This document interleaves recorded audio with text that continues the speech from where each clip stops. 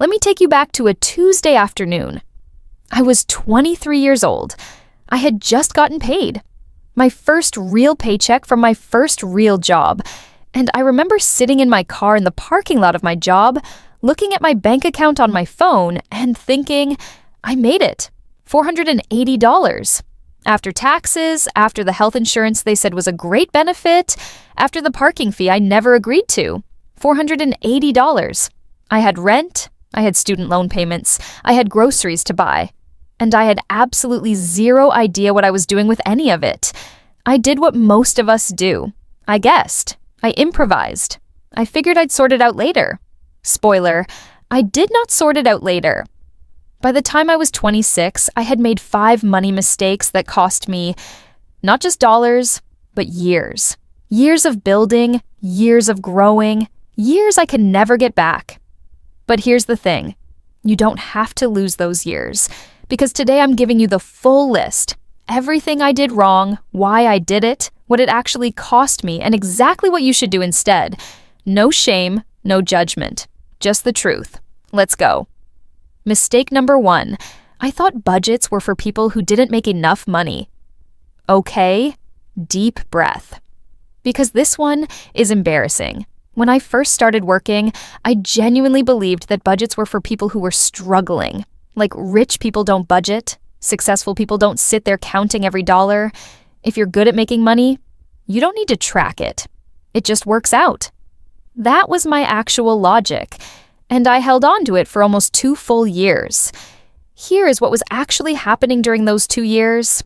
Every month I would start off feeling okay. Paycheck comes in. I look at the number. I feel relieved. And then, slowly, silently, money would just disappear. A dinner here, a subscription I forgot about, an impulse buy that felt like nothing at the time, and then 3 weeks later, I'd check my account and wonder where my whole paycheck went. This isn't just me being dramatic. This is called lifestyle creep. And it happens to almost everyone who starts earning without a system. When you don't tell your money where to go, it goes everywhere, usually to things that don't matter. The average American who doesn't budget saves less than 3% of their income. The average American who budgets, even a rough budget, saves between 10 and 15%. That is not a small difference. That is the difference between having nothing in your account in an emergency and having a cushion that actually protects you. Now, let me be clear about what a budget actually is. Because I had it completely wrong. A budget is not a restriction. A budget is a decision you make in advance about your own money. That's it. You're just deciding where things go before the month decides for you.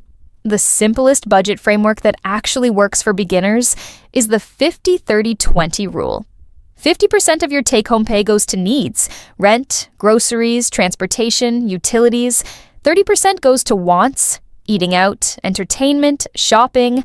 And 20% goes directly to your financial future: savings, debt payments, or both. You don't need an app. You don't need a spreadsheet. You need a notepad, your last 3 bank statements, and 20 minutes. That's the real price of a budget. 20 minutes a month? I lost roughly $8,000 in my first 2 years because I didn't do those 20 minutes. Don't be me. Mistake number 2, I treated my credit card like my emergency fund. If you took nothing else from this video, I need you to take this one. I did not have an emergency fund, not even a small one, not even the beginning of one. And when something unexpected happened, and something always does, I reached for my credit card like it was a safety net. It is not a safety net. It is a trap with a good marketing team. Here's what happened to me. I was 24. My car needed repairs, not catastrophic repairs, but real ones. $1,200. I didn't have $1,200 sitting anywhere. So I put it on my credit card, told myself I'd pay it off in 2 months, and moved on. 2 months became 6 months. 6 months became 14 months.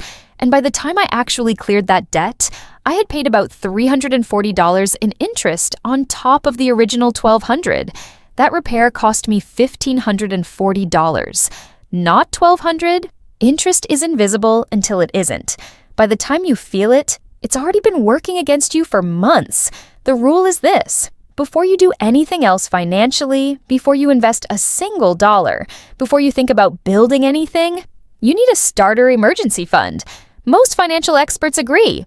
3 to 6 months of living expenses sitting in a high-yield savings account, untouched. Not invested, not locked away, just sitting there, liquid, available, boring, and powerful. If 3 to 6 months feels impossible right now, start with $1,000. Just $1,000. That single number changes your relationship with money. It removes panic from your financial decisions. When something breaks, when something goes wrong, when life does what life does, you handle it. You don't spiral. And here's the thing about high-yield savings accounts that most people my age didn't know existed. A regular savings account at a traditional bank gives you around 0.4% interest per year. A high-yield savings account right now can give you anywhere from 4 to 5%. On $10,000, that difference is $460 a year. Just for keeping your money in the right place.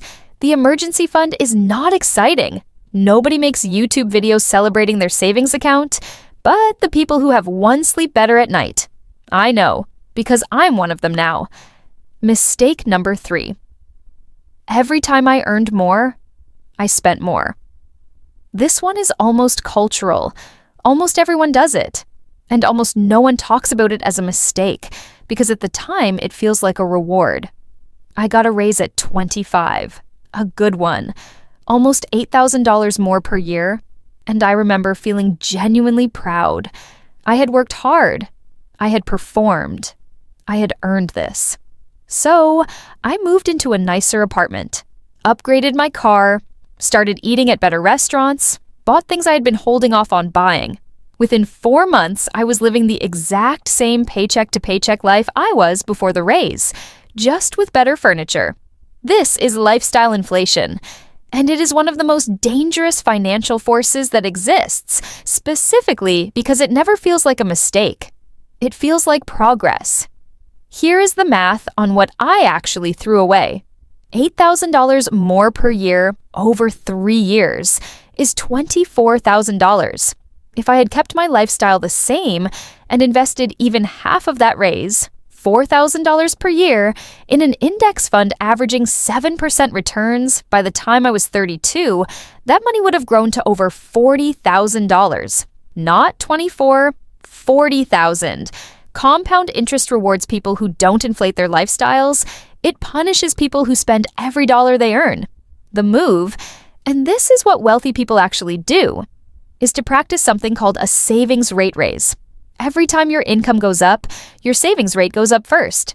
Before the nicer apartment, before the better car. You take at least half of every raise you get, and you redirect it immediately into savings or investments. Then, if you want to enjoy a little more, great. But you pay your future self first.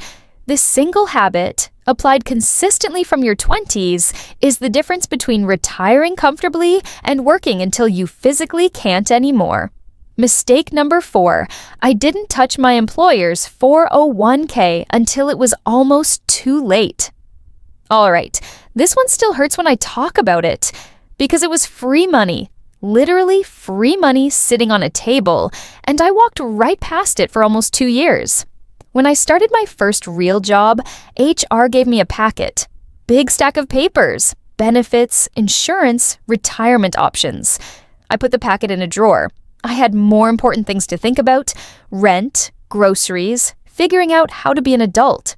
2 years later, a coworker mentioned her 401k match. Her company matched 50% of her contributions up to 6% of her salary. She asked me what my match was. I didn't know. I didn't even know what she was talking about. Not really. I went back and read that packet. My employer matched 100% of contributions up to 4% of my salary. 100%. Dollar for dollar. Free. And I had been leaving it on the table for 24 months. Here is what that cost me. My salary at the time was $42,000. 4% is $1,680 per year. My employer would have matched that. Also, $1,680. That's $3,360 per year I was not putting into my retirement account. Over 2 years, with even modest investment growth, I missed out on approximately $7,000. $7,000 gone. Not because I couldn't afford to contribute, because I put the packet in a drawer. If your employer offers a 401k match, contributing at least enough to capture the full match is the single highest return financial move available to you. It is an immediate 100% return on your investment. Nothing in the stock market, nothing in real estate, nothing anywhere gives you that guarantee. Enroll today, not this week. Today. Mistake number 5. I let fear keep me out of the market. This is the last one, and it is the most common one I hear from people who are trying to start building wealth. I was terrified to invest. I had grown up hearing stories about people losing everything in market crashes. My parents were not investors. Nobody around me talked about the stock market except to warn me about it. And so, even when I had a little money saved, I kept it in my checking account, sitting there, doing nothing, slowly losing value to inflation. Between 23 and 26, I kept about $4,000 parked in my checking account at all times, just in case. I thought I was being responsible. I was actually watching that money shrink in real purchasing power year by year, while inflation quietly ate it. Inflation in America averages about 3% per year. That $4,000 over 3 years lost the purchasing power of about $360 while sitting perfectly still in my account. And meanwhile, the stock market during that same period returned an average of roughly 8% per year. The risk of being in the market is real, but the risk of staying out is also real. And most people only talk about one of them. I'm not telling you to gamble. I'm not telling you to pick individual stocks. What I'm telling you is that index funds, diversified, low-fee, long-term index funds, have been one of the most reliable wealth-building tools available to everyday people for decades. You don't need to be smart. You don't need to watch the market.